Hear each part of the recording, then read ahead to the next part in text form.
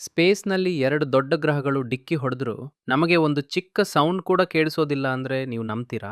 ನಂಬಲೇಬೇಕು. ಯಾಕಂದ್ರೆ sound waves ಅನ್ನೋದು ಒಂದು ಪ್ಲೇಸ್‌ನಿಂದ ಇನ್ನೊಂದು ಪ್ಲೇಸ್‌ಗೆ ಹೋಗ್ಬೇಕಾದ್ರೆ ಯಾವ್ದಾದ್ರೂ ಮೀಡಿಯಂ ಬೇಕು. ಅಂದ್ರೆ ಗಾಳಿ, ನೀರು ಅಥವಾ ಯಾವ್ದಾದ್ರೂ ಘನ ಪದಾರ್ಥ. ಆದ್ರೆ ನಮ್ಮ ಭೂಮಿಯಲ್ಲಿ ನಮಗೆ ಸೌಂಡ್ ಕೇಳಿಸೋಕೆ ರೀಸನ್ ಏನಂದ್ರೆ ಗಾಳಿ. ನಮ್ಮ ಭೂಮಿಯ ಮೇಲೆ ಗಾಳಿ ಇರುವುದರಿಂದ ನಾವು ಮಾತಾಡುವ ಪ್ರತಿಯೊಂದು ಮಾತು, ಮಾಡುವ ಪ್ರತಿಯೊಂದು ಸೌಂಡ್ ಕೂಡ ಗಾಳಿಯಲ್ಲಿ ಟ್ರಾವೆಲ್ ಆಗಿ ಎದುರಿನ ವ್ಯಕ್ತಿಗೆ ಕೇಳಿಸತ್ತೆ.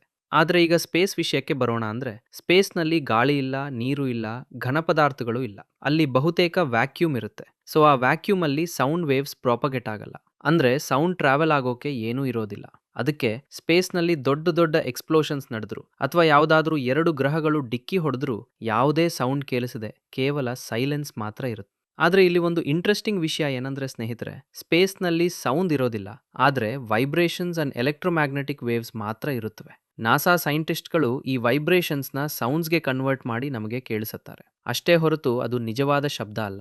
ಇನ್ನೊಂದು ಇಂಪಾರ್ಟೆಂಟ್ ಥಿಂಗ್ ಏನಂದ್ರೆ ಸ್ಪೇಸ್‌ನಲ್ಲಿ ಆಸ್ಟ್ರೋನಾಟ್ಸ್ ಒಬ್ರೊಡನೆ ಒಬ್ರು ಮಾತಾಡ್ಕೊಳ್ಳೋಕೆ ರೇಡಿಯೋ ವೇವ್ಸ್‌ನ ಬಳಸ್ತಾರೆ. ರೇಡಿಯೋ ವೇವ್ಸ್‌ಗೆ ಮೀಡಿಯಂ ಬೇಕಾಗೋದಿಲ್ಲ.